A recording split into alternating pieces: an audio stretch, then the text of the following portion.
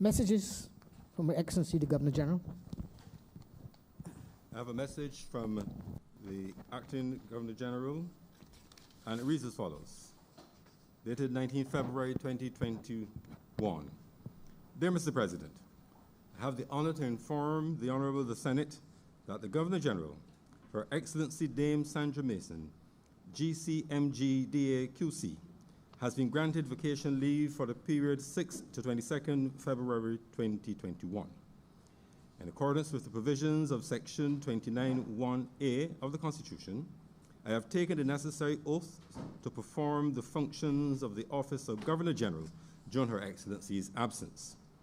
As the Honorable the Senate is not meeting at this time, it will not be possible for the usual formal message to be sent to your chamber.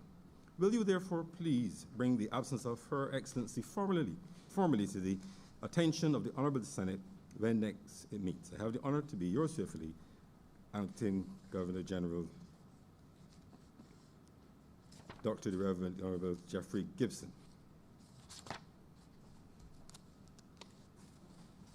Announcements by Your Honor. Honorable Senators, in relation to the announcement, just to alert you, the matter of facilitating participation by honorable senators in our meetings via video conferencing platforms, that is a matter that will require some formal action by this chamber. You will recall that Her Excellency the Governor General had signed the necessary proclamation permitting such to happen. However, we have not met since December 18th, and in order to trigger the formal process of the Standing Orders Committee making necessary amendments to the standing orders to facilitate such, we need to formally move a resolution of the Senate. The Standing Orders Committee is only empowered to consider matters which have been referred to by the Senate, and we therefore could not refer the matter whilst we were not meeting since mid-December. Accordingly, during the course of today's sitting, notice of the appropriate notice, the appropriate language will be presented to the Senate for Senate's approval, and this will be approval to send the matter for consideration by the Standing Orders Committee, which committee will then come up with the appropriate structures and so on. And I must tell you that that heavy lifting having been done by the Honorable House of Assembly and the Office of the Clerk of Parliament, we will be adopting similar appropriate procedures, policies, technology, and the like, such that as soon as that is approved by the Standing Orders Committee, we will be, they will submit a report, which according to the standing orders has to be approved by the Honorable Senate, which will allow us to legally and properly meet via that medium. Just to remind that the quorum, based on the certain practice in the House, there's still the need for the minimum quorum to be present in the facility, and the others can join by video conference, which then allows for greater distancing and so on. Additionally, in relation to our meetings, we had received guidance from the Chief Medical Officer a few months ago in terms of the physical spacing and procedures, and we did update that guidance, or we did seek updated guidance during the course of last week or early this week, and the arrangements which you have in place today as a result of the guidance, which remains remains pretty much the same. There's a requirement, just to remind, that if you're going to be speaking, that you'll need to wear your mask if you're going to be speaking within less than 6 feet from your next closest person.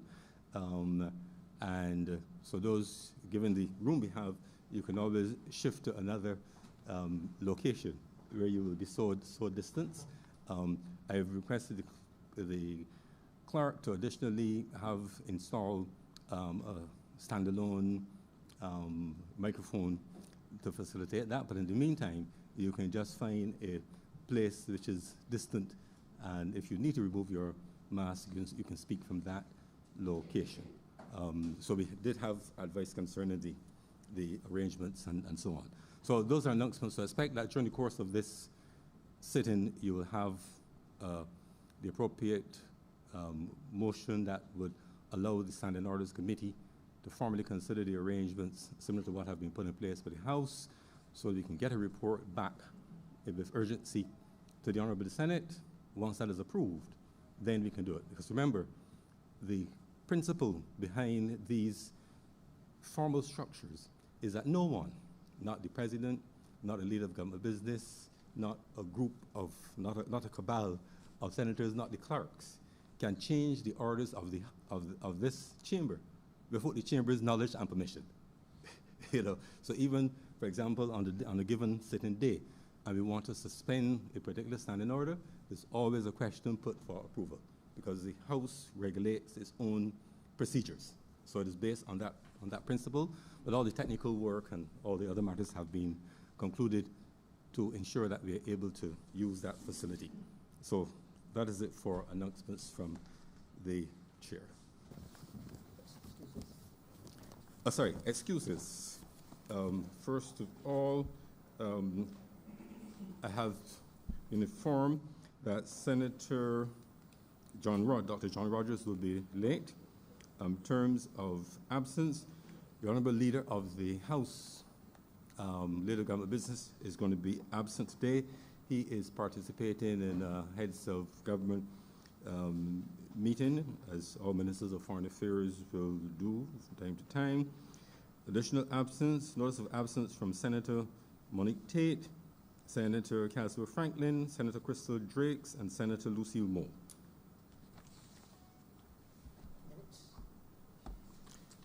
I have before me for consideration minutes of our meetings on December 9th and 18th for confirmation.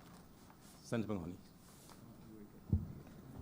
Mr. President, I beg to move that the minutes of Wednesday, December 9th, 2020, and of Friday, December 18th, 2020 be confirmed. The question is that the minutes of our meetings of December 9th and December 18th be confirmed. Those honorable senators in favor, please say aye.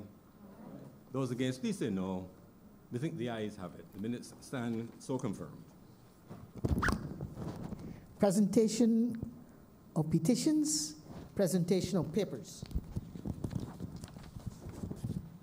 Mr. President, I am commanded to lay the following two documents: the Post Office Delivery Amendment Regulations 2021 and the Post Office Miscellaneous Services Amendment Regulations 2021.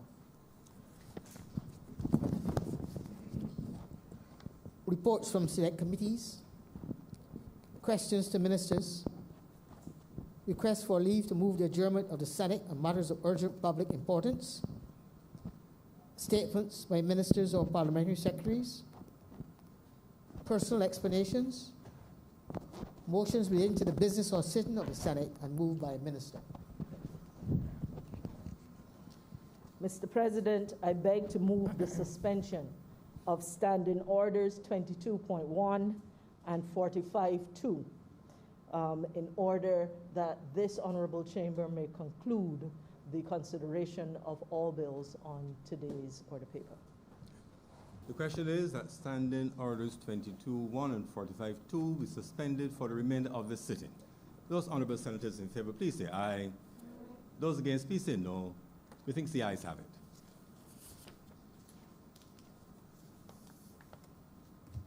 Introduction of bills. Mr. President, I beg to give notice of these three bills.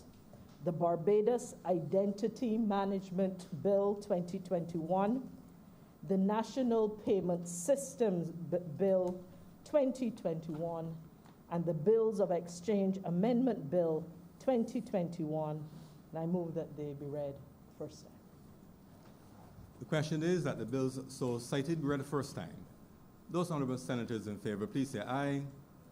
Those against, please say no. Methinks the ayes have it.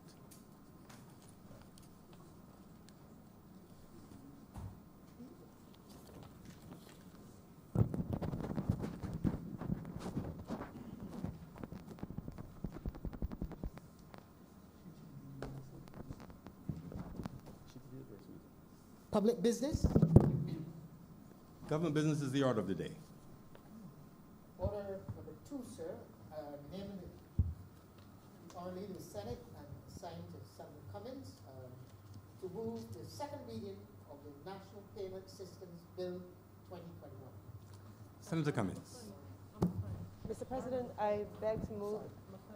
That's order number 5, sir, on the supplementary order. Order number 5. Order number 5. That items 2 and 3 be treated as a cognate debate. 5 and 6, sorry. The question is that orders number 5 and 6, what are the names again? National Identity and... National Payments and Exchange of Bills. And Bill of Exchange. Bills of Exchange. The question is that items 5 and 6 be treated as one debate. Those honourable senators in favour, please say aye. Aye. Those against, please say no. Methinks the ayes have it. Senator Cummins, please proceed. Mr. President, I rise on this occasion to present these 2 bills at an interesting time. Mr. President, I was discussing it with one of my colleagues this morning in casual conversation, and they made a reference to how frequently in today's space we use technology platforms like WhatsApp. We communicate in individual form. We started out with BlackBerry Messenger. We then started to use WhatsApp. We started to use WhatsApp for messaging. We started then to use it for calling. And very few of us now incur overseas charges on our various landlines as a result of the technology and the disruptive technology that is WhatsApp as a platform. We initially had MSN Messenger. We evolved into Skype. We use Zoom. Mr. President, technology has been disruptive, and it has created mechanisms by which we have changed the way in which we do business.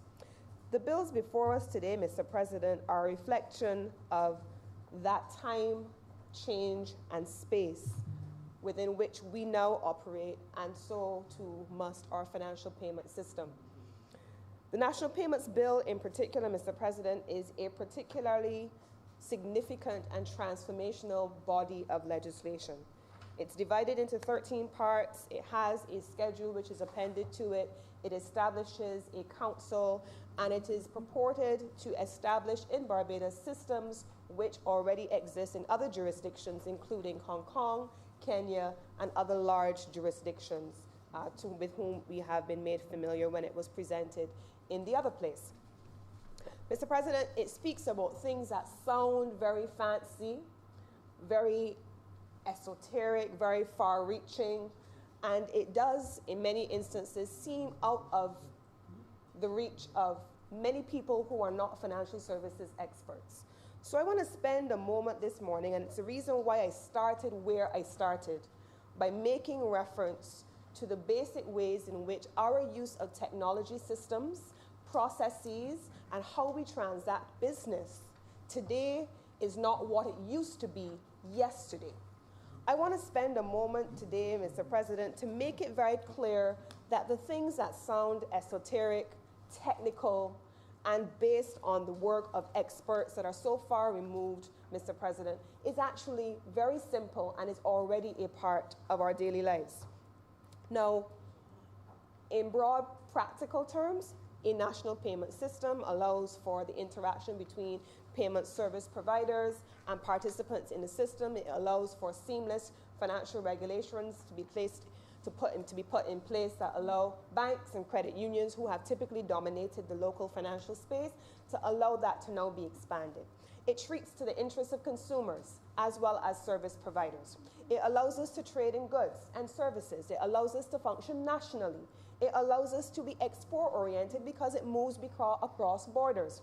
It allows us to be integrated into a national payment system that, in summary, is global in its scope.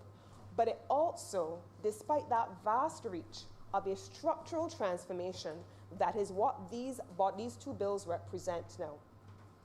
It is also an inclusive measure that allows for the opening up and the entry into force of new innovations by which people can conduct and transact business. And I want to spend a moment on that, Mr. President. Now, this morning and into last night, as I was preparing for this presentation, I spent a moment listening to the debate in the other place and the points which were made by the Honorable Minister in the Ministry of Finance responsible for laying this bill in the other place. And I also heard the responses being made by others that opposed some of the key elements. And it troubled me, Mr. President, because when I was preparing for this, interestingly enough, I chose to spend time looking at what Kenya, in particular, of all of the systems that exist, has done. And I looked at Kenya, one, because it is a developing economy. It is an African economy. It has high levels of unemployment, high levels of entrepreneurship, but it is also, like Barbados and most countries like us, attempting to integrate into a global economic trading system. It has persons who are highly educated, well-trained, well-integrated into financial services, but it also has an expansive and extensive farming class. It has a number of people who all across the country transfer money from rural villages in remote parts of Kenya bordering Somalia and everywhere else into Nairobi, into bustling border towns like Mombasa. I use the Kenyan example, Mr. President, because the notion that anyone in this country in 2021 would be patronizing enough to assume that a coconut vendor on the side of the road is not, in fact, a key cog in the wheel of technological and financial services transformation was actually somewhat offensive to me.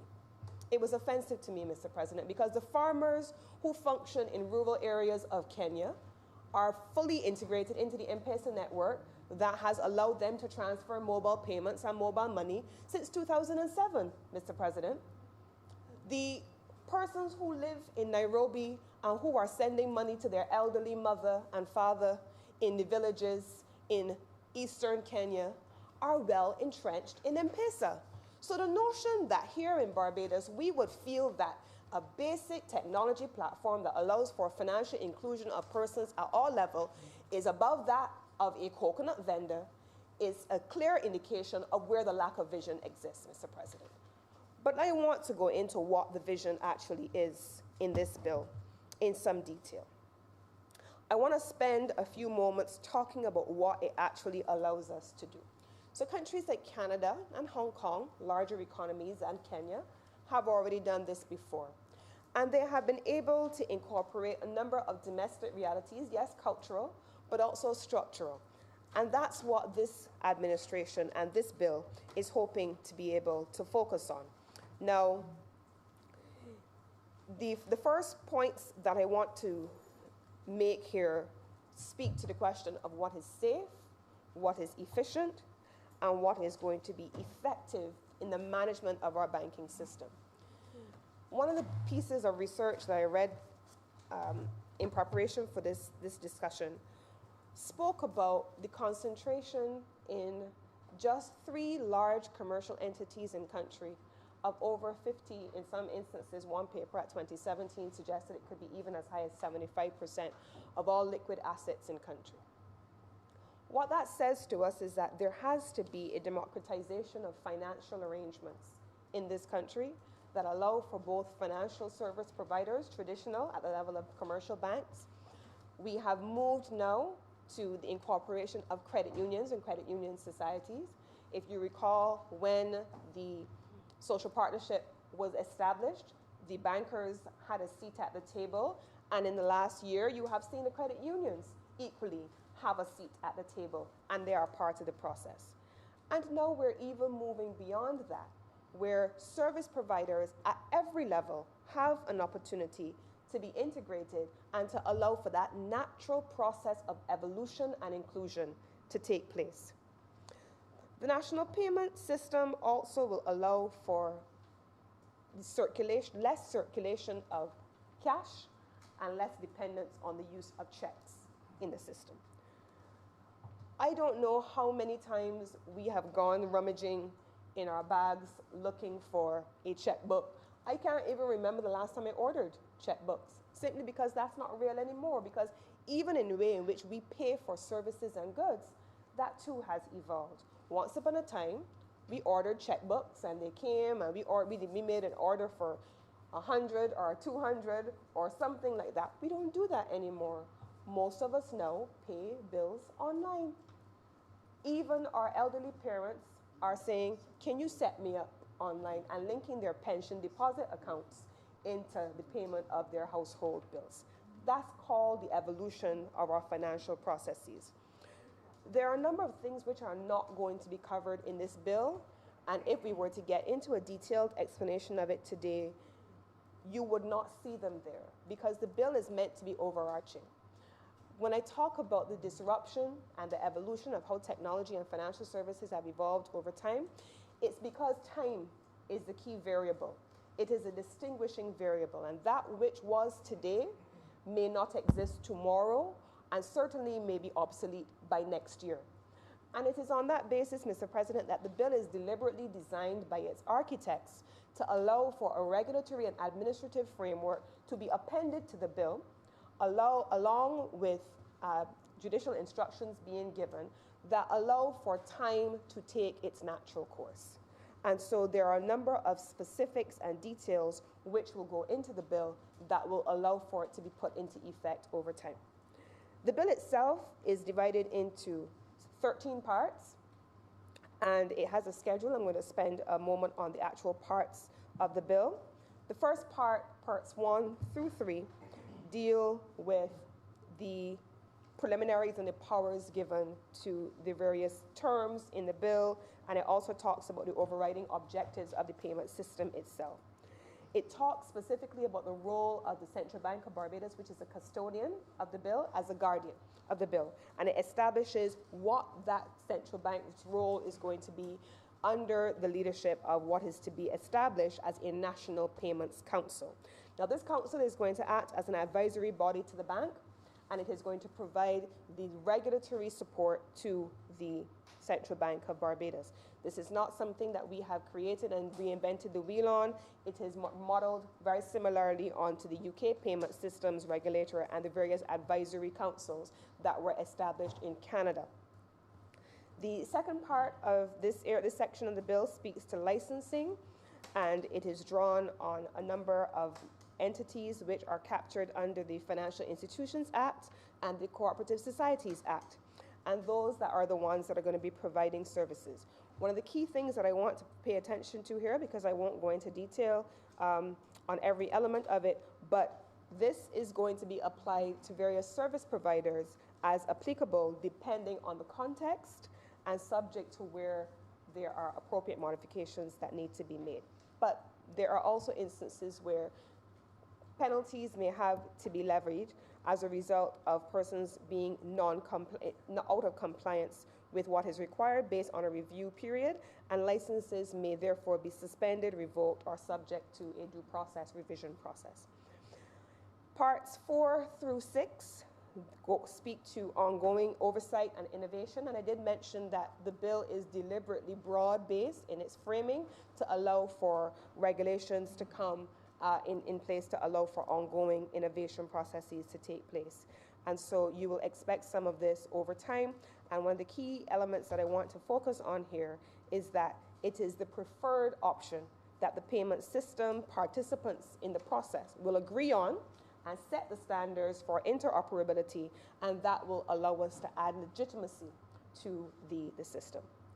Now, one element that has been discussed a bit is the treatment of information, and my honorable colleague, the Minister with responsibility for science and technology, is no doubt in her own presentation on a related but separate bill going to speak about the management of information as it relates to the collection of persons' personal data. But there are, of course, measures that are put in place where here in this House, we have already passed the Data Protection Bill. That bill is to be proclaimed. It's not Data Protection Act. and we have a mechanism already in place for how we treat to and protect data. But beyond that, I'm sure that we were also very pleased to hear the news during the course of this week about Barbados' removal from the EU blacklist.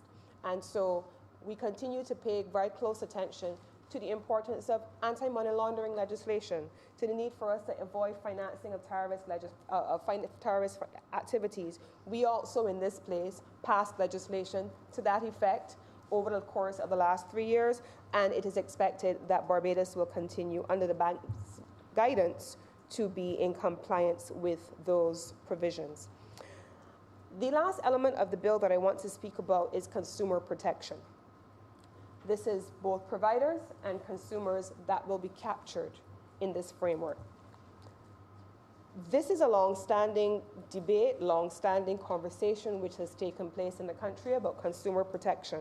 It comes up under many guises, whether we're talking about price controls, price gouging, the absence of interest rates, regulation by the central bank. It comes up in many incarnations, and we are going to be looking, in the context of this bill, at the question of consumer protection. Now, originally, there was the intention that there was to be a tribunal created within the confines of this bill. It has now been determined that the Financial Services Tribunal will continue to deal with matters arising now that it already has in place. But in this case, the Payments Act will be governed by the Financial Services Tribunal, and the Fair Credit Reporting, as well as matters that are being dealt with by the Financial Services Commission Tribunal. Mr. President, there are 2 items I would want to raise as I come to the second part of my presentation. Mr. President, we are in a space where, and I think the Prime Minister describes it well, we have to learn to walk and chew gum confidently. There are many people who would say, over them and they're dealing with them things now, people up on the road and people suffering and people need this and people need that. Those things are all true. Those things are all important.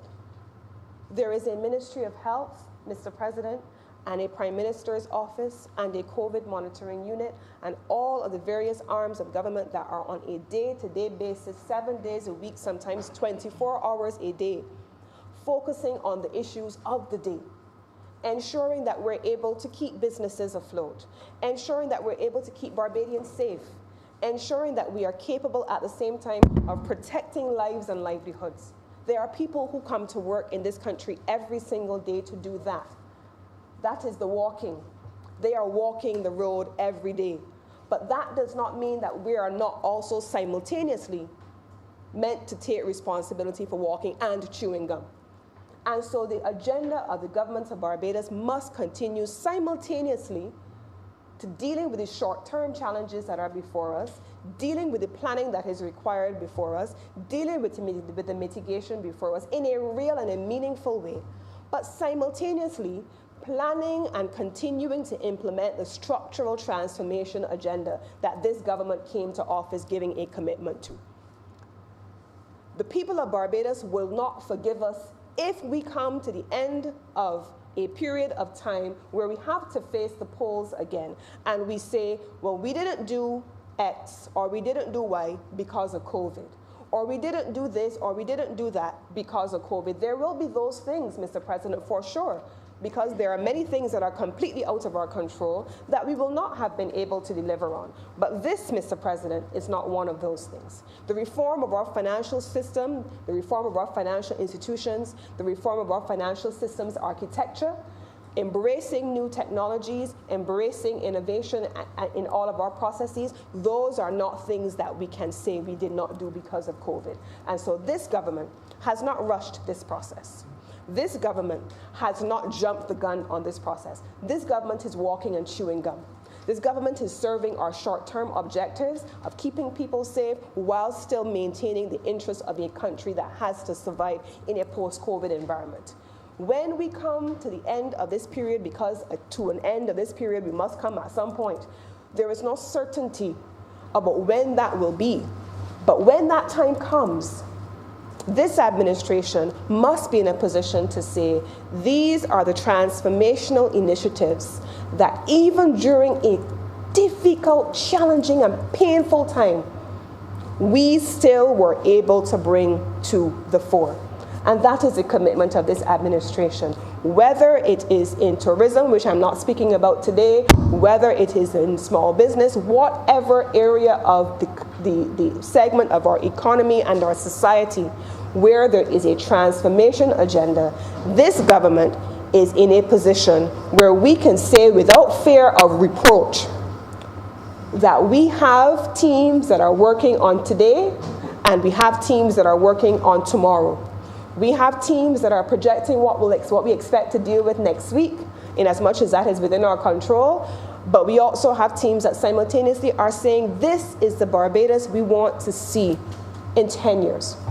This is the Barbados we want to see in 5 years. These are the things that we have to bring to the table. And if in 2021, Barbados is now having a discussion that countries like Kenya were having in 2007 over the changes in their financial system and the use of different mechanisms, there can be no rush about that. Instead, and in fact, what we are dealing with is a country that is in many regards playing catch up. And so I am committed, Mr. President, to supporting this bill, and I commend it to my colleagues as part of the architecture of our development trajectory as a nation that we must build. And I wish, with those few words, to beg that these two bills be read a second time.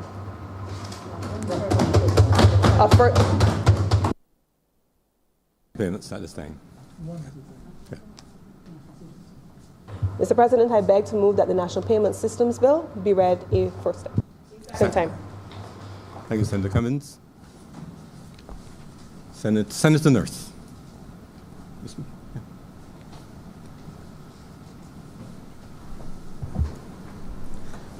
Thank you, Mr. President. I raise in support of this National Payments Bill. I applaud government on moving in this direction and this step that is being taken. It is, I think, a very important step in terms of assisting or facilitating the overall development of trade in the country, of being able to make sure that our financial systems are working at peak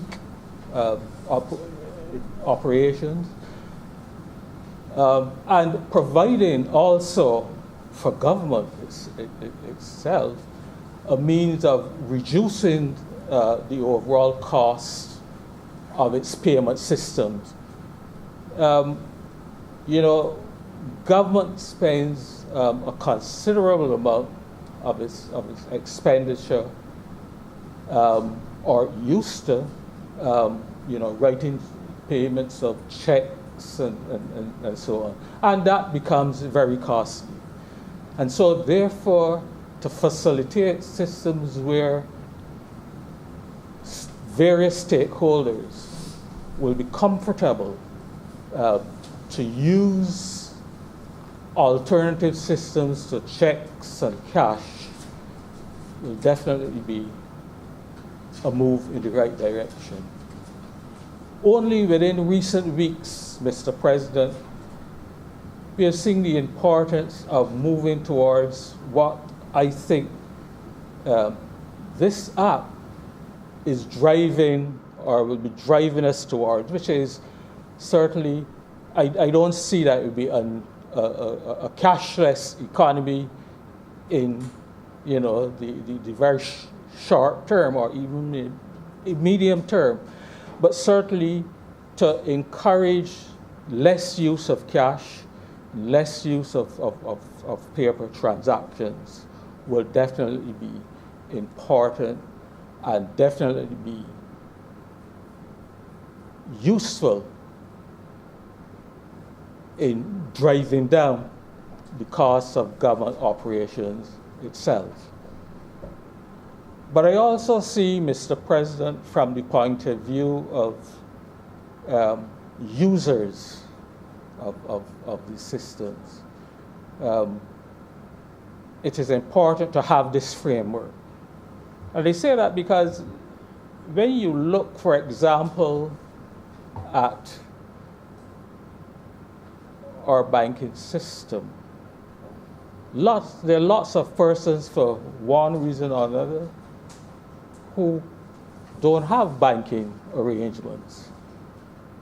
I know, for example, that banks now charge a fee on savings accounts, for example, if they drop below a certain minimum, which means it is not useful or it is counterproductive for certain persons to have them little funds in a savings account if you know that you are going to be penalized because it drops below a certain level. But all of those people are still, all of those persons are still part of our society. They still have transactions to do. They still have to go about their regular daily business. They still have to pay their bills. They still have to buy food and so on. And therefore, it is important that there are alternative ways which would provide them, as far as possible, to have access to payment systems outside of having to use banking systems. Obviously, there's going to be some persons, the dinosaurs like myself, who will probably have some difficulty grasping initially, moving to this kind of cashless societies and so on. But I assure you that with time, with patience, with people like us, we can become more and more comfortable with using such systems. And so I think I make this point because I want to say that it is important to sensitize all of us, to get all of us to recognize the importance of moving in this direction towards cashless societies. And one of the things which I hope, and I'm sure government will have to do, is to do their education programs, because that is where, again, people like us will begin to appreciate the importance of not having to go and stand up in a line or stand up at a post office, or particularly in these days of COVID and so on. If you can do a lot of your transactions at home, or if you can do a lot of transactions at the point of sale, then you can save yourself a lot of time, a lot of effort, and perhaps even put some of that time into more productive or more desirable things that you wish to do. And I also see, Mr. President, that we need these facilitations because with the level of unemployment currently, our young people seeking to find employment or alternative sources of employment. And mind you, a lot of these young people, being whiz kids and familiar with the technology, are very well going to find ways of developing business interests which are based on electronic systems and so on. But these people will not have a banking history, for example. And so it makes it a little difficult. It will probably make it a little difficult for them if they go to the bank and you know, the bank needs to see, you know, various forms of ID. You need a utility bill, you need this, and you need that, and a lot of them don't have that kind. Lots of them probably don't even have bank accounts. So I see that in developing this national payment system, it will probably facilitate a lot of trade, a lot of development of ideas, small businesses. It can, provided we give the impetus, we give the direction, and we allow our young people to take up the opportunities and move with them. Then I got some ideas from the presentation just now, but overall I didn't get a kind of an overall vision of what government perhaps see we going in terms of this system in the next maybe 5 to 7 years or so. And it would have been useful to see how governments see this system such as these. And I should say that to my mind, this is probably only a work in progress because there are several other things that will need to develop and need to need to come in place as this system becomes more and more acceptable. For example, we have to make sure that regulations and laws and so on keep current and on the cutting edge as the payment systems, as the technology and so on changes. The laws and so on will, of necessity, have to be upgraded and developed in order to be able to regulate these changing systems.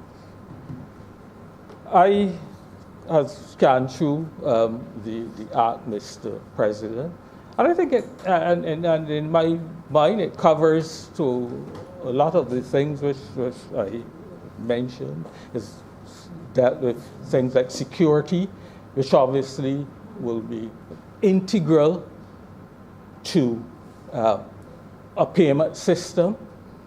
As we know, our financial system is really dependent on a key thing, which is trust. And if we don't have adequate, secured systems which people feel comfortable with and which they can rely upon, it's going to be, we're going to fail from the very start. And so I want to encourage government to continue to develop the other areas which need to work, which need to go hand in hand with developing this national payment system. But just as a footnote, Mr. President, I know that this provides an opportunity, obviously, for the providers of the services, the payment services, to make revenue. But I would hope that in doing all of this, government seriously, or the regulators, I should say, make sure that the fees which are going to be charged are fair, that they're reasonable, and that, I mean, you know, Mr. President, we know that from a while now, we have been complaining about the number of fees that are being charged by various financial institutions and so on.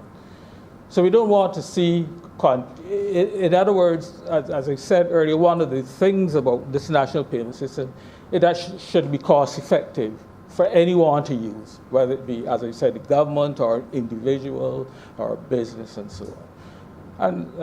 And so I would really like to implore that while I understand the regulators don't like the idea of having too much control or direct control over fees and so on, that implicit in this overall regulation, that they will look at that fees and perhaps publish all the fees or have some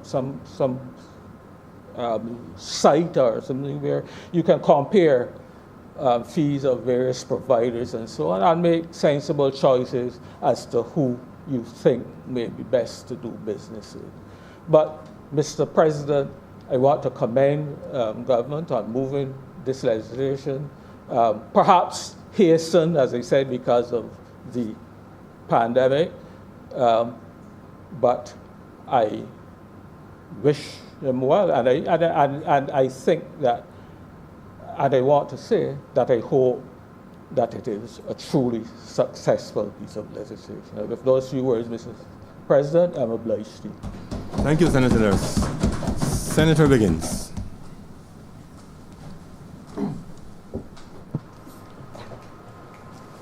Good morning, and thank you, Mr. President, for this opportunity to speak on the National Payments Bill. First, let me say I wholeheartedly support this bill in principle. I support it, Mr. President, primarily because when you look now with this pandemic, and when the banks are open, you see the long lines, Mr. President, outside the banks and the credit unions. So the same thing that you're trying to avoid is happening with so many persons coming on the streets.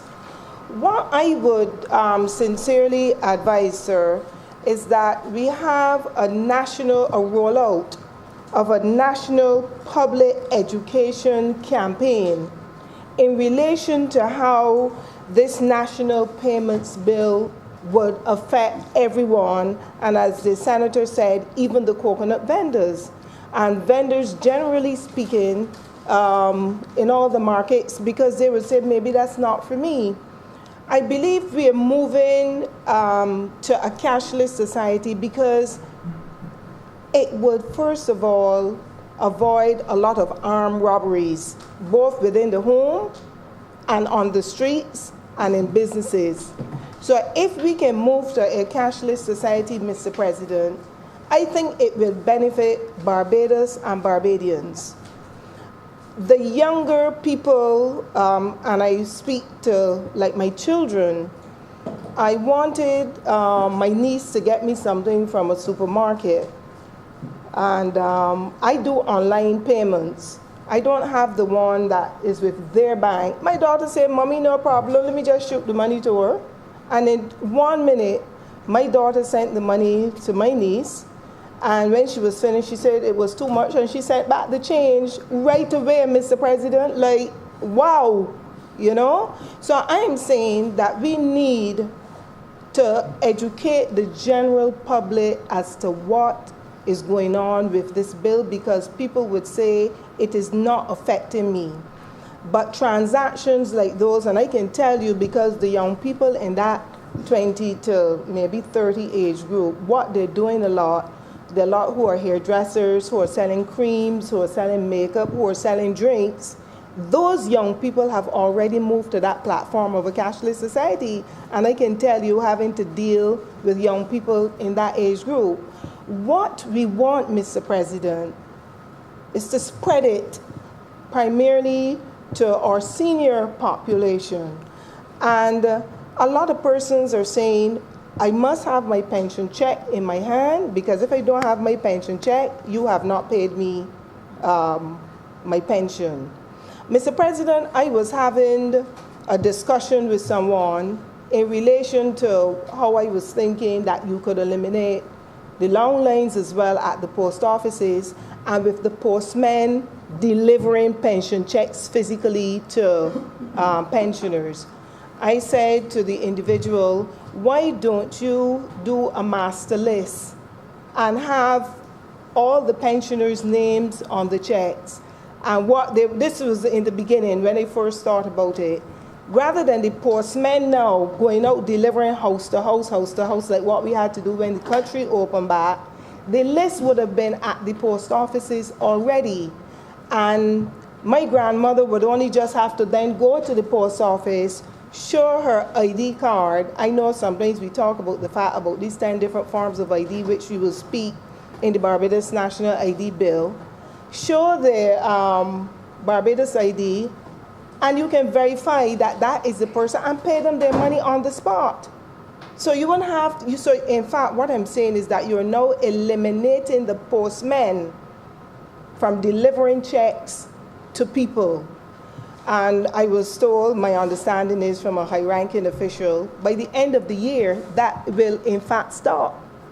But as I said, the public education has to be rolled out, because unless you explain to seniors, and sometimes it is not always, sometimes it's the messenger that you use, Mr. President, to disseminate this message to, my mother and my grandmother and so on. So when you explain to them, if you have a bank account, I heard the AG speaking yesterday in relation to the fact, which is a very good idea, I don't know if it will come out here today, that in relation to the chip that will be going into this new national ID card, that you can then load the pension onto the card. So in truth and in fact, they might not have a bank account, which they don't want, but the funds are now being loaded on to this national ID card that has a chip in it, and it will be a lot easier in terms, so they can walk with one card. It is their ID card, it is their driver's license, and in essence, it's their bank card. So I think, Mr. President, and that's why I support this bill wholeheartedly, because we are therefore moving to a cashless society, and it would assist persons in many ways in terms of that. And certainly, Mr. President, it will eliminate those long lines around the bank. Now, when I was renewing my driver's license in January, I went online and I went through, I think it's Easy Pay, and I renewed my driver's license there on the spot. I got a call from the licensing authority. Some people will say, oh, you got a call because you're a senator, but that's not true. I was shocked. I got a call saying that we have received your payment, and they sent me a receipt saying if the police stop you, here's your receipt, even though they don't have the new cards as yet, the new stickers for your car, that you have your receipt as proof that you have paid. So, Mr. President, all these transactions are moving in that direction of cashless societies. And I would admit, and maybe you would have experienced, when I first, the senator spoke about Kenya. I didn't know about Kenya. When I first came back here, because when we operate in these other jurisdictions, we practically lived in a cashless society. All the vendors on the high street did not take any money.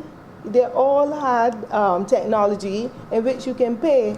So I am very happy, and I will be very willing to assist any public education campaign explaining to persons that don't panic. Nobody's taking your money.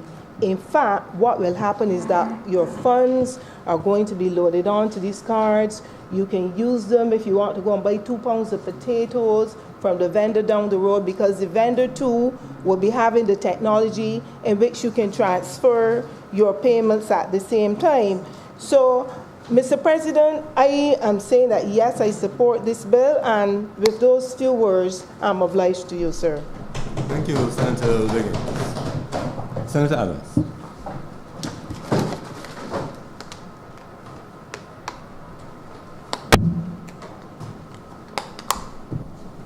Thank you, Mr. President. When a bill like this comes before us, I think one of the best starting points is to ask ourselves the question, what's the problem we're trying to to solve here. And several of the contributions that have been made so far touch on, beg your pardon, elements of the problem we're trying to fix. But I'd like to offer another explanation, an analogy to start at that point.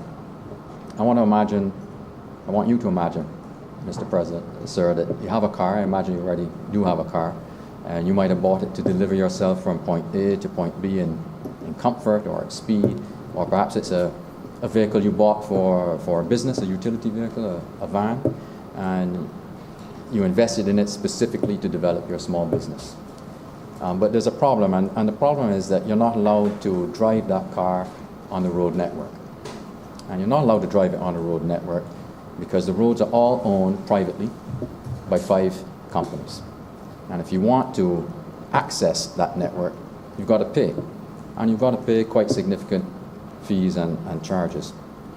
Now, so I think we can agree that faced with that kind of situation, ordinary life becomes quite difficult to live, much less running a business. If you're running a business in that sort of environment, you really find yourself limited in terms of offering goods and services to clients, and most importantly, collecting payment to those who are within walking distance, unless you pay these private operators to use their network.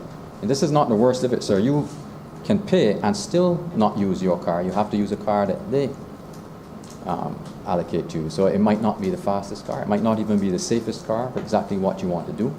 But that's the only way you can get access. So I suggest that this analogy is really, it shares many parallels with the current state of our overall payment system infrastructure. And a payment system can be many things. Checks are a payment system. There's a lot of jargon around different types of electronic payment systems, ACH. In the UK, you've got BACS and CHAPS and SWIFT and all kinds of things. But what we really care about is not what's going on behind the scenes. What we want to be able to do with all these networks is simply send and receive money in the first instance, because that is perhaps the key. When Senator Cummins spoke about Kenya, that is perhaps the key, as it proved in Kenya, to stoking a fire under entrepreneurs and simply transferring money, traversing very vast geographical distances that the banks in Kenya had not found a solution for, because M-Pesa was a solution of a telecoms company. So we're really just talking about the free movement of your asset, your cash, to take care of things that you need to take care of. And sometimes those things will be personal, sometimes it'll be running a business. Now, when I say there's a parallel with our payment system, there's more than that. This ownership structure tends to underwrite the presence of a very large cash economy in Barbados. Now, we know how big that is, or we have an estimate thanks to the Inter-American Development Bank. It's about 30% of our recognized GDP. That's 1.5 billion US dollars. Now, that's a big number. That's a big opportunity. And we also know from the IADB that in this country, 17% of the population survive on less than 650 Barbados dollars a month. And that's the IADB definition of poverty. And there's a big overlap between those two groups. The current structure of our payments network effectively means that those groups, that cash economy, that's a form of financial tenantry, if you like. Like the tenantries that existed once in this country, where the roads weren't paved and utilities didn't reach inside. This bill is trying to change that state of affairs. It is about providing greater convenience to people who already have bank accounts, or who may have a bank account but or a credit union account, and they have all the things that we take for granted in here as senators who probably earn, I think most of us, a fair wage. This is things like being able to pay electronically, taking out a loan, creating and subscribing to a pension plan, some kind of savings device. Many people do not have ready access to those things that we take for granted. So this bill, as described when it was introduced as overarching, captures not just the existing state of affairs, and that is the parallel I'm drawing when I compare a road network to a payment system, but also what it might look like, which is what Senator Nurse spoke to and wanted to hear a little bit more about. This is a starting point. This is not a silver bullet to solving all our problems. That very structure that we currently have, is very, very sticky, and I'll come on to what I mean by that in a moment. You have entrenched incumbents, and creating alternatives, driving competition is a long-term process.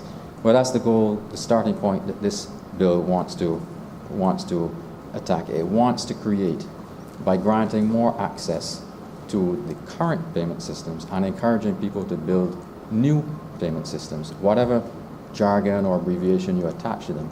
All these things just facilitate the movement of money for personal or for business purposes. We don't care what they're called. That's what the average person wants. And this bill is a starting point for actually achieving that. How, in concrete terms, does it do that? Well, currently, just like that fictionalized road network, if you want to use the electronic payments network in Barbados, or indeed any network except for cash, you've got to go through the banks. The banks are the guardians. They grant or withhold access to the payments network. Now, this bill changes that by appointing the Central Bank of Barbados instead to that function. What that means is, in concrete terms, is the central bank now is the entity that is going to balance what does our economy need in terms of stability and consumer protection against what all these anticipated businesses who are going to ask for access can offer. Some will come with innovative solutions to the very problem that Senator Wiggins mentioned. How do you stop, or how do you offer an improvement in quality of life for pensioners who are queuing up twice a month to collect paper checks? Others will come with solutions that will change the state of our embryonic e-commerce structure. The central bank now, not a private consortium, are going to decide who is best placed to deliver that. I think history shows us that when you have tight control by an oligopoly of any sort of economic asset base, that it doesn't act in the best interest of the public. It acts in its own, and it's normal, its own private interest. This bill seeks to redress that balance, to make these networks better serve the public good. There's another aspect that has an immediate impact, and this is why, as mentioned earlier, the power of the incumbents and the stickiness of the incumbents. It may be, and I'm not saying it will happen, but it may be that the central bank grants access to a payment system or allows somebody to build a network, only to find that the existing banks refuse to either grant that business a bank account, which is a death sentence for doing business anyway, or they may say, you know what, although he meets the legal requirements for KYC, and which is know your customer, this is anti-money laundering measures and legislation, although this person meets the requirements, we, the banks, judge that it's still not good enough. We're not going to have anything to do with him. That's actually happened. This is not just a far-fetched idea. So the central bank under this legislation can also grant accounts at the central bank to people it grants access to the wider payments network with. Now, really, these are supposed to be settlement accounts to protect the public. So if some new actor goes bankrupt, the central bank is holding the money to cover everybody who trusted that actor with its cash. But there is flexibility that these could perhaps serve as operating accounts, should it be the case that any given entity finds it's very difficult in its ordinary course of business to deal with incumbent banks.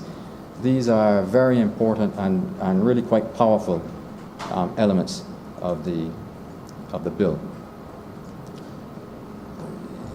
Now, so I think there's a far broader question, to return to the cash economy and the size of the cash economy. Many of the comments we've heard and observation really deal with cases where a business or an individual already has a bank account or a credit union account. Now, what about those people who are in that cash economy? They may have a credit union account that's dormant. I gather there are quite a lot of those. But their daily existence may be dominated, financial existence, through the use of cash. You know, how do you reach those people? That 1.5 billion cash market and that 70% of people living below the poverty line, that's a financial territory that we have to find a way to build roads and financial utility into. And this bill is seeking to lay the groundwork for that also. How is it going to happen? We know, although people may not all have a bank account, they all have a smartphone.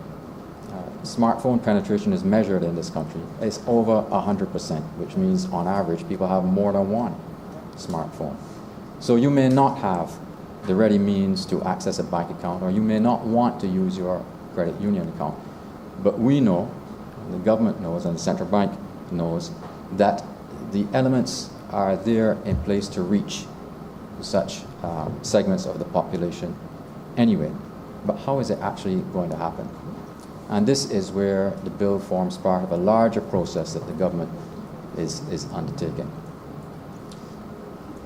If you're a commercial bank in this country, you have a very expensive cost base. You've got a lot of branches, you've got a lot of staff. You're not interested in banking people who earn more than that $650 a month, because chances are you don't consider them to be a profitable segment of the population.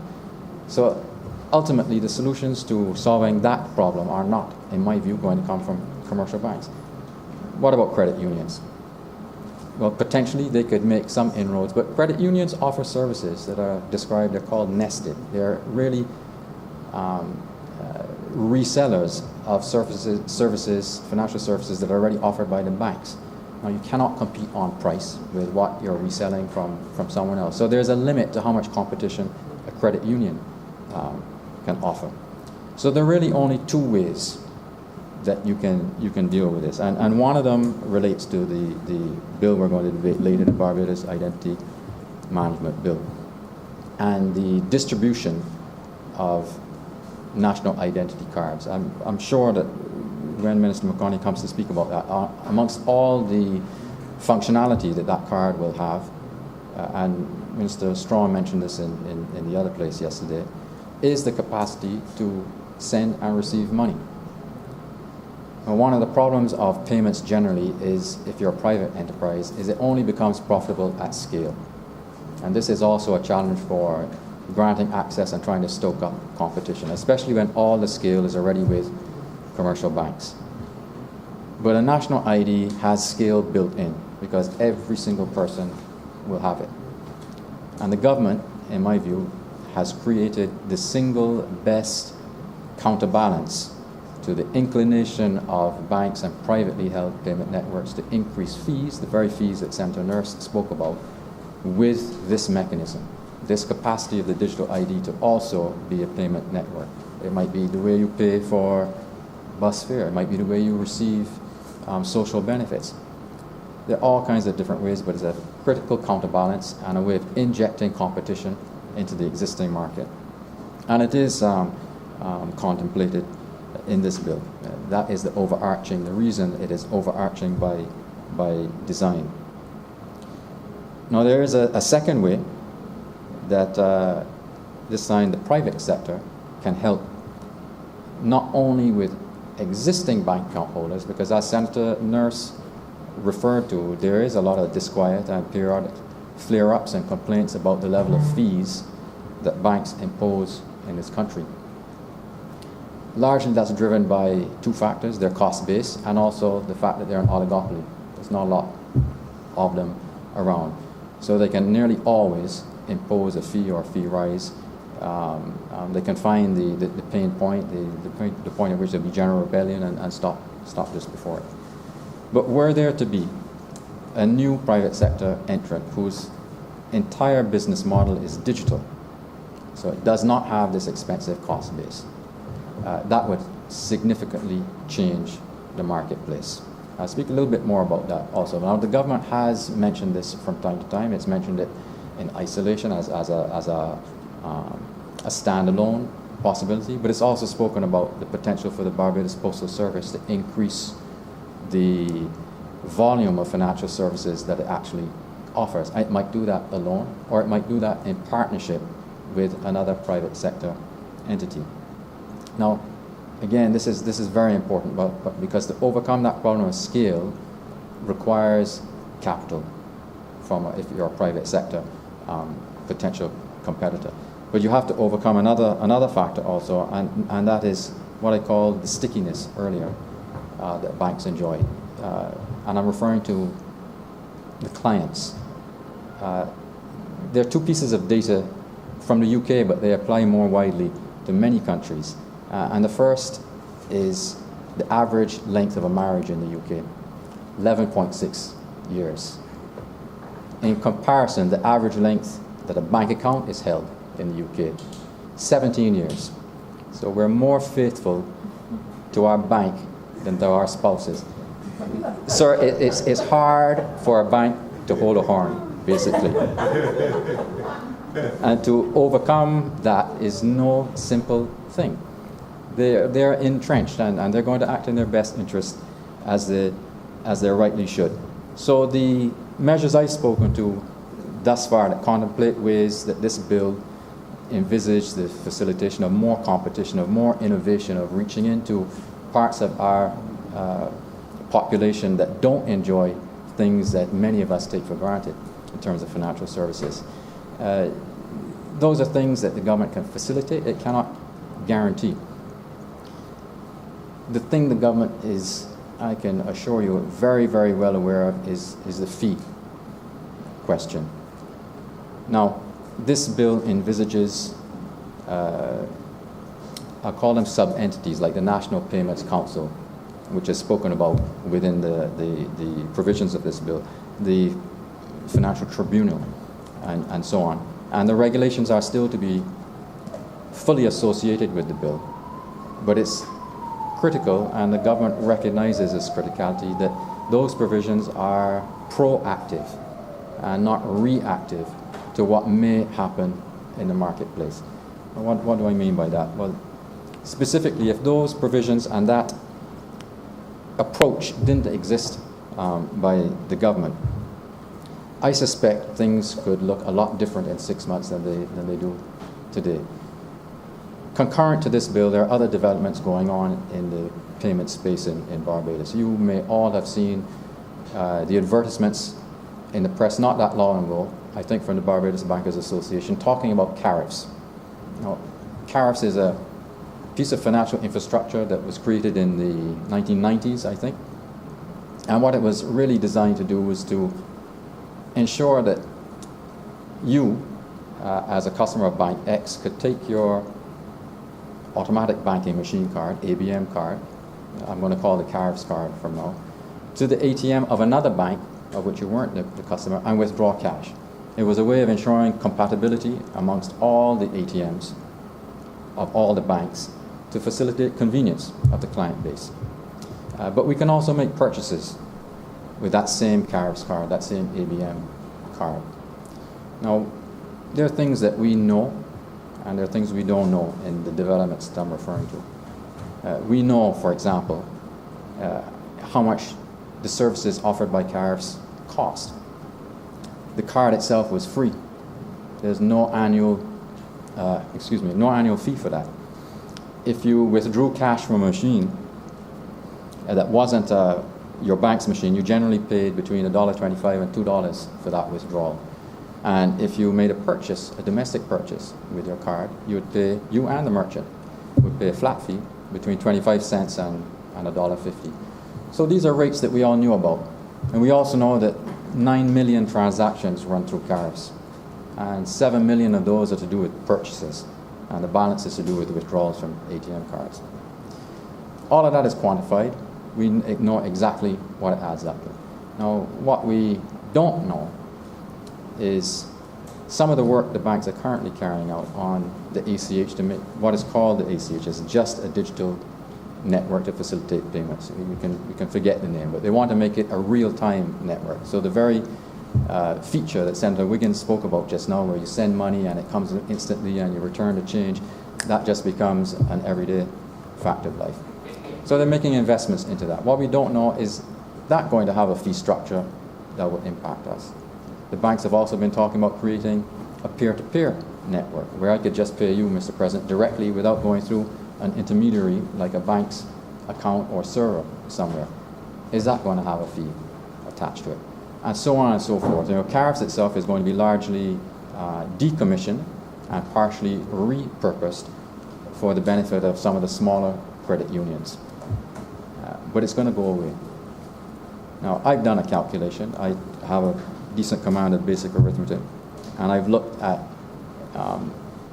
the rates such as they are published by the banks for their Visa and MasterCard charges, because those are the networks, also payment system, just called Visa and MasterCard, which all those 9 million transactions currently carried by CARES, the bulk of all of those are going to go through those networks from now on. So, under my calculations, if that happens, we are going to end up paying an additional, not a total, an additional fee load of between $20 and $27 million. And about $15 million of that will be on merchants. And merchants will simply find a way to pass that cost along. That's what would happen if this bill didn't envisage regulatory control that I'm sure is going to be proactive and make sure that we're not suddenly presented with a fait accompli of all these additional fees sitting on us. It's a critical, it's almost like a fail-safe. If there's a time lag between more competition coming in and injecting both innovation and a lower fee scale, this is a backstop to make sure it doesn't actually happen.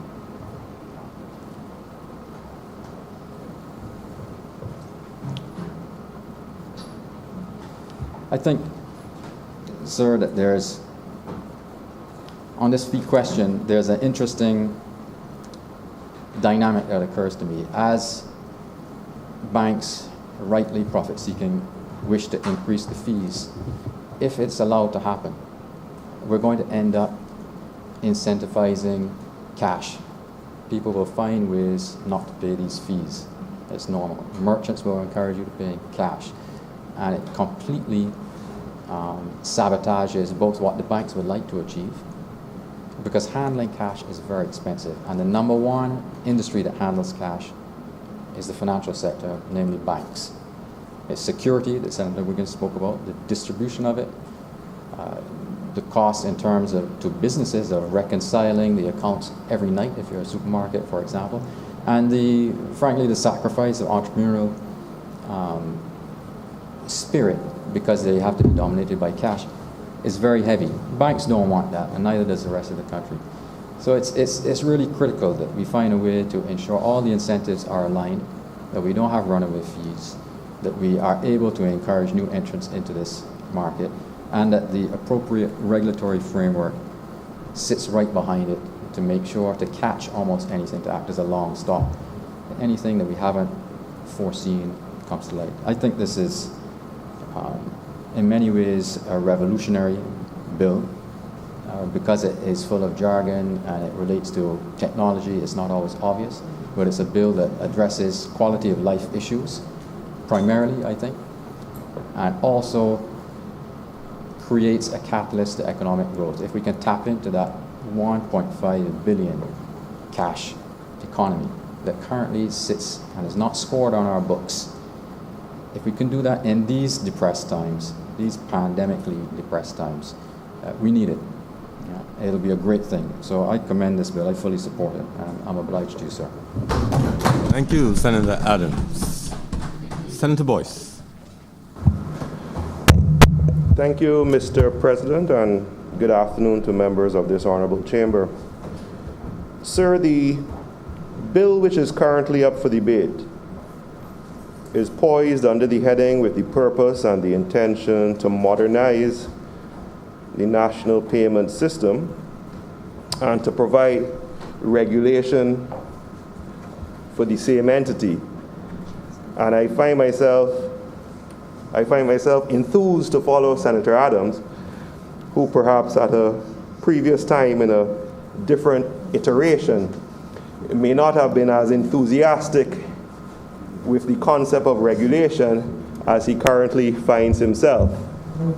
But that's just a small jab to my colleague who sits on the government side. The intent of the legislation, Mr. President, certainly is one which, without hesitation, members of this House should find themselves in support of. The current system of automatic clearinghouse is one which those of us who venture within the field of apps or transfers or money transfers have gotten accustomed to somewhat grudgingly, and the uptake has certainly been expedited by the times in which we find ourselves. Sir, currently, through my banking provider, and I won't say the name, I utilize a lovely app for my transfers. And I utilize these transfers to pay persons with whom I do business and persons with whom I may have to settle an obligation. Currently, sir, the wait time for certain transfers occurs within a day, some even quicker, and those which are new take sometimes longer.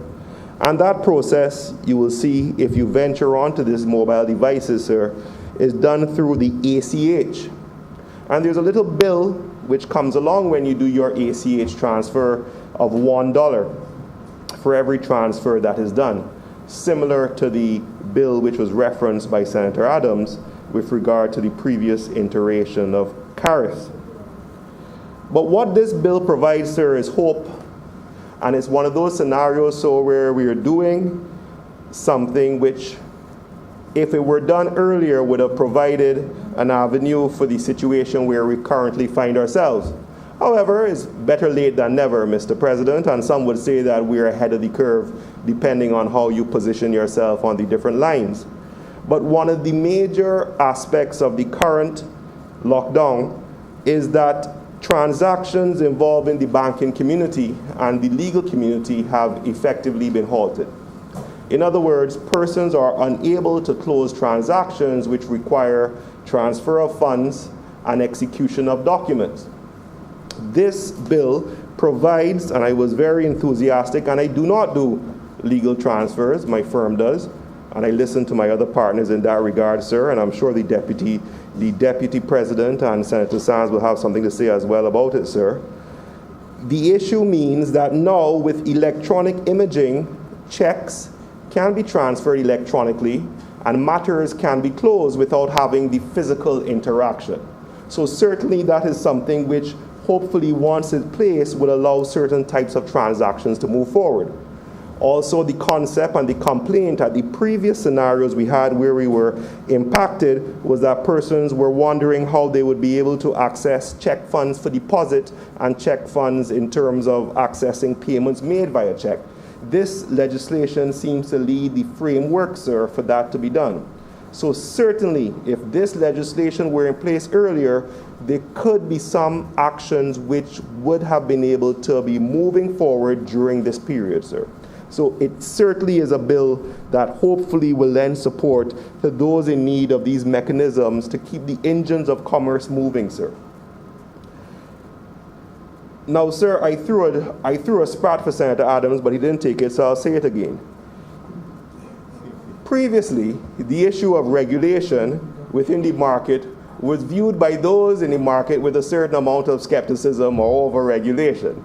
Now, I believe that by encouraging the central bank within the foray of the clearing houses, certainly we can have a situation where the playing field is kept somewhat level. What is interesting, sir, is now that we have the banks, we now have the credit unions, and we have the third-party electronic money transfer agents. I believe is a license you have to apply for, sir. And what is interesting within this clearinghouse rules is the provision of the central bank to graft the necessary legislation or rules to govern the interaction between the parties. That certainly, sir, should lead to some interesting times. These regulations, sir, are provided for at Section 62, and of note is Section 47, which binds liquidators, which is something which those who are lending money for these entities to indulge in this business would certainly be mindful of.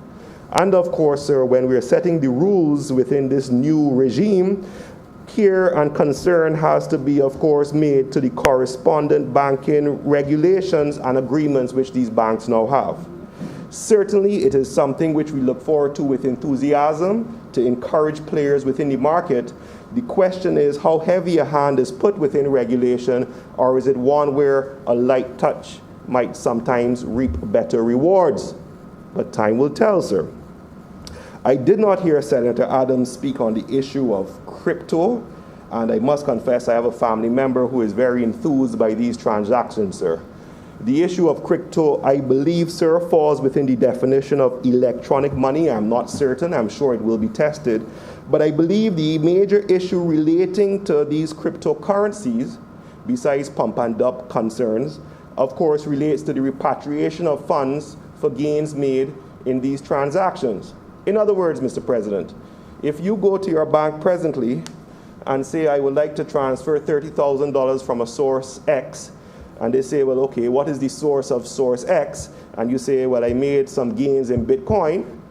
It is likely that the bank would tremble and say, well, we can't source where that money came from and issues with regard to correspondent banking. And there is a certain amount of hesitancy with regard to receipt of those funds.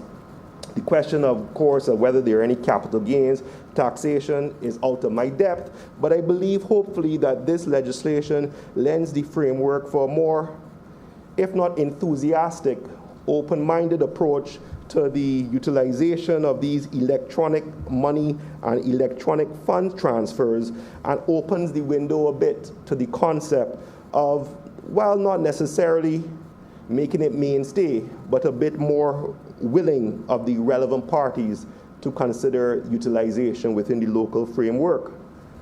Now, sir, it also lends itself to support, and I've heard the comments about money transfers and access to the unbanked, and we all know the popularity of WhatsApp. Some will say it's a blessing, some will say it's a curse. And in territories such as India, persons actually utilize WhatsApp to transfer funds by utilizing an interaction with the bank. Maybe this could be done here, maybe it can't. But the point and the irony of what we're doing here, sir, is brought home by the fact that this is a fantastic piece of legislation which is preached on the basis of modernization and improvement of the interaction and the utilization of technology, yet I have to make these points to you physically, Mr. President. And while I do like being here with my fellow senators, and I do like being able to interact while being socially distant, Mr. President, I believe that it is time that we adopt the necessary technology ourselves. We have the technology, Mr. President, to allow us to make these contributions. To make these contributions from wherever, and I know that the standing orders, I think we're going to do them eventually, and I know it's been hinted at, but we have been discussing this for some time now. And I was there, and I'm hearing some aside so they could raise it properly, but I was there, sir. I was dealing with another matter, sir, and that is now why I'm here now. Because you see, sir, I like the cut and thrust. That is me. That is me, sir. I like it. So if they want to say it, sir, let them stand and say it. But the point is this, Mr. President. We certainly have a situation where we enjoy each other, and we certainly are here, and we speak of modernization, and we speak of leading the way. So let us do it fully. Let us set the example. Let us move forward with the legislation, and let's get things moving. Thank you very much, Mr. President. Thank you very much, Senator Boyce. Any further contributions? Senator Cummins, please wrap up. Thank you very much, Mr. President. I wish to express my appreciation to the colleagues who spoke in support of the bill.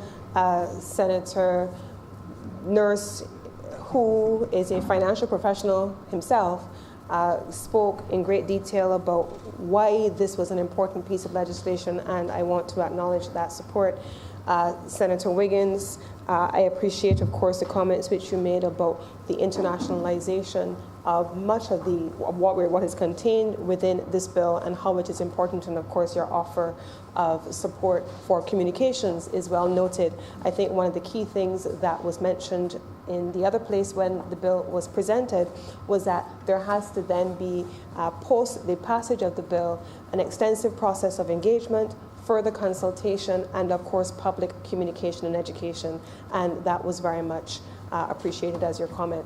Now, I don't think that I could even begin to dream of replicating the comments made by Senator Adams, who in himself is a world-class financial expert, and so he went into a very erudite explanation of not just the bill itself, but the framework within which it is being presented. But I think the most important point that I would want to capture that he raised is obviously the importance of regulatory reform and the timing of the implementation of those regulations, which are meant to be appended to this body of legislation, and not wanting to have what he described as a fait accompli afterwards, playing catch up with regard to merchant fees. And I would wish to thank him for that, those comments, and also to cite the commitment of the government to ensure that there is that kind of policy coherence and a timing of that policy coherence. Senator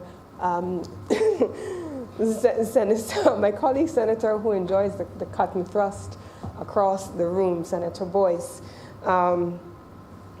he also, with a very strong legal background, spoke about the importance of financial transactions, and those comments were also well appreciated. I was also making the point that Senator Boyce arrived late and therefore was not in a position to benefit from the first part of the Senate discussion, which spoke in great detail. Mr. President, you shared in great detail the proposals and the way forward as it relates to virtual meetings. And it was clear from Senator Boyce's presentation that not only was he late, but he did not listen to the Senate by way of the radio or any of the other media which are available to him prior to his arrival, so he could be kept abreast of what was being discussed here in this honorable place.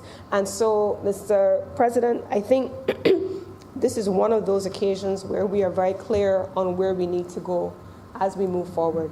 We're very clear that this is a piece of transformational legislation, but that there are additional items which still need to be undertaken, and they will take the place of the regulations which are meant to be developed and or appended to this document. And with these few words, I beg to move that this bill be read a second time. Thank you very much, Senator Collins. The question is that this bill be read a second time. Those honourable senators in favour, please say aye. Those against, please say no. We think the ayes have it. Mr. President, I beg to move that Your Honour do now leave the chair and the Senate dissolves itself into a committee for further consideration of this bill. The question is that I do now leave the chair and the Honourable Senate dissolve itself in the committee for consideration of this bill. Those honourable senators in favour, please say aye. Those against, please say no. Methinks the ayes have it.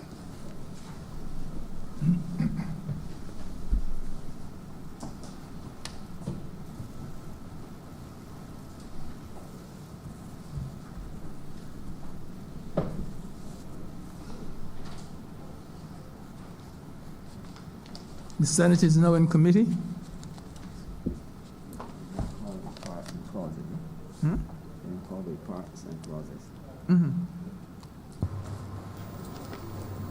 Part 1, clauses 1 to 3. Mr. Chairman, I beg to move that Part 1, clauses 1 to 3 do stand par. The question is that Part 1, clauses 1 to 3 stand part. Honourable senators in favour, please say aye. Aye. Those against, please say no. Methinks the ayes have it. Part 2, clauses 4 to 7. Mr. Chair, I beg to move that Part 2, clauses 4 through 7 stand part. The question is that Part 2, clauses 4 to 7 stand part. Honourable senators in favour, please say aye. Those against, please say no. Methinks the ayes have it. Part 3, clauses 8 through 17. Mr. Chair, I beg to move that Part 3, clauses 8 through 17 do stand part. The question is that Part 3, clauses 8 through 17 stand part. Honourable senators in favour, please say aye. Aye. Those against, please say no. Methinks the ayes have it. Part 4, clauses 18 through 27. Mr. Chair, I beg to move that Part 4, clauses 18 through to clause 27 do stand part. The question is that Part 4, clauses 18 through 27 stand part. Honourable senators in favour, please say aye. Aye. Those against, please say no. Methinks the ayes have it. Part 5, clauses 28 through 31. Mr. Chair, I beg to move that Part 5, Clause 28 through 31 do stand part. The question is that Part 5, clauses 28 through 31 stand part. Honorable Senators in favor, please say aye. Those against, please say no. Methinks the ayes have it. Part 6, clauses 32 through 35. Mr. Chair, I beg to move that Part 6, Clauses 32 through 35 stand part. The question is that Part 6, clauses 32 through 35 stand part. Honorable Senators in favor, please say aye. Those against, please say no. Methinks the ayes have it. Part 7, clauses 36 through 38. Mr. Chair, I beg to move that Part 7, Clauses 36 through 38 stand part. The question is that Part 7, clauses 36 through 38 stand part.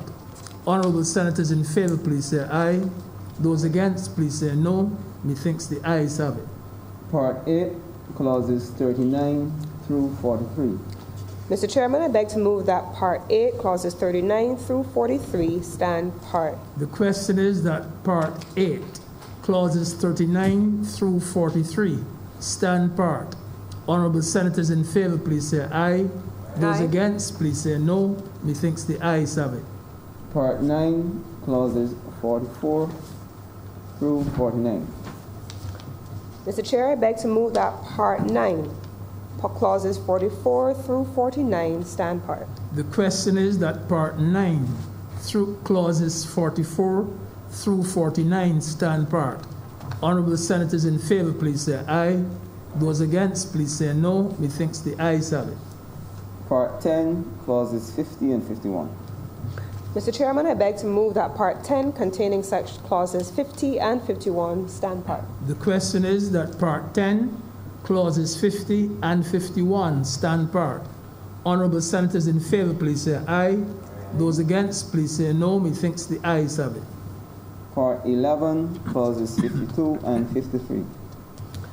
Mr. Chairman, beg to move that Part 11, clauses 52 through and 53 stand part. The question is that Part 11, clauses 52 and 53 stand part. Honorable Senators in favor, please say aye. Those against, please say no. Methinks the ayes have it. Part 12, clauses 54 through 57. Mr. Chairman, I beg to move that Part 12, clauses 54 through 57 stand part. The question is that Part 12, clauses 54 through 57 stand part. Honorable Senators in favor, please say aye. Aye. Those against, please say no. Methinks the ayes have it. Part 13, clauses 58 through 63. Mr. Chairman, I beg to move that Part 13, clauses 58 through 63 do stand part. The question is that Part 13, clauses 58 through 63 stand part. Honorable Senators in favor, please say aye. Those against, please say no. Methinks the ayes have it. Schedule. Mr. President, I beg to move that the schedule be the schedule to the bill. The question is that the schedule be the schedule to the bill. Honorable Senators in favor, please say aye. Those against, please say no. Methinks the ayes have it. Mr. Chairman, I beg to move that you do now report to His Honor the President the passage of one bill in committee. The question is that I do now report to His Honor the President the passing of one bill in committee. Honorable Senators in favor, please say aye. Those against, please say no. Methinks the ayes have it.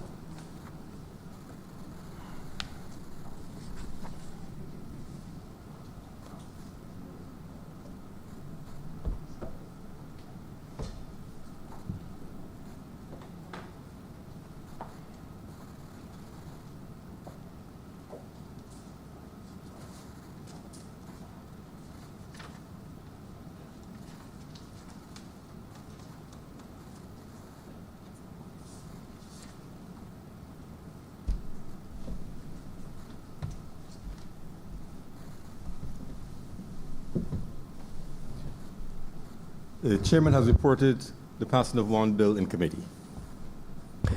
Mr. President, I move that this bill be read a third time. The question is that this bill be read a third time.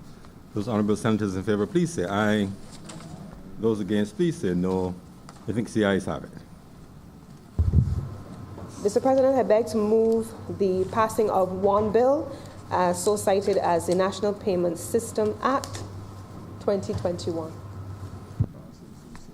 The question is that this bill do now pass and be so cited. Those honorable members in favor, please say aye. Those against, please say no. I think the ayes have it. The bill is so passed and so cited.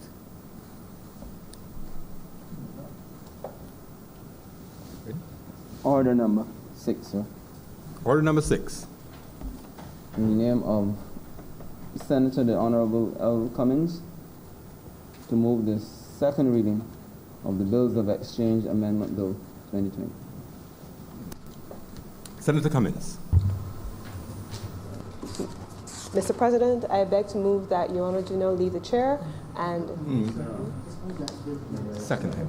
I beg to move that this bill be read a second time. The question is that the bills of exchange, Bill 2021, Amendment 2021, do be read a second time. Those are the members in favor, please say aye. Those against, please say no. Methinks the ayes have it. Mr. President, I beg to move that Your Honor do now leave the chair and the Senate dissolves itself into committee for the consideration of this bill. The question is that I do not leave the chair, and the Honorable the Senate resolve itself into committee for further consideration of this bill. Those honorable members in favor, please say aye. Aye. Those against, please say no. Methinks the ayes have it.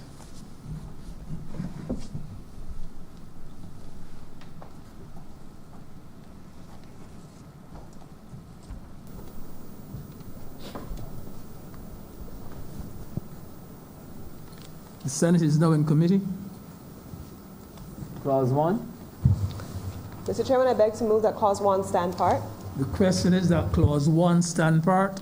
Honorable senators in favor, please say aye. Those against, please say no. Methinks the ayes have it. Clause 2. Mr. President, I beg to move that Clause 2 stand part. The question is that Clause 2 stand part. Honorable senators in favor, please say aye. Those against, please say no. Methinks the ayes have it. Mr. President, Mr. Chairman, I beg to move that you do now report to His Honor the President the passing of one bill in committee. The question is that I do now report to His Honor the President the passing of one bill in committee. Honorable senators in favor, please say aye. Those against, please say no. Methinks the ayes have it.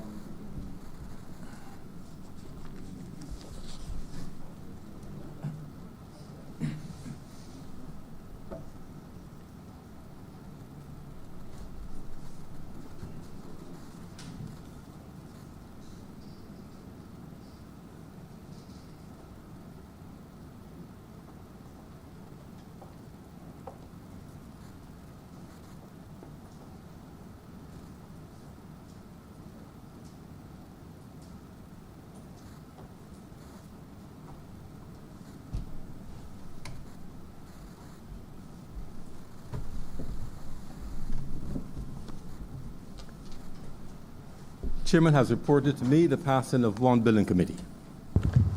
Mr. President, I beg to move that this bill be read a third time. The question is that this bill be read a third time. Those honorable members in favor, please say aye. Those against, please say no. Methinks the ayes have it.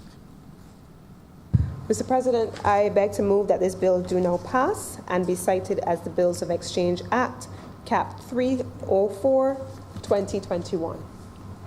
The question is that this bill do now pass and be cited as the Bills of Exchange Amendment Act 2021. The question, those honorable members in favor, please say aye. Those against, please say no. We think the ayes have it. This bill is now passed and so cited.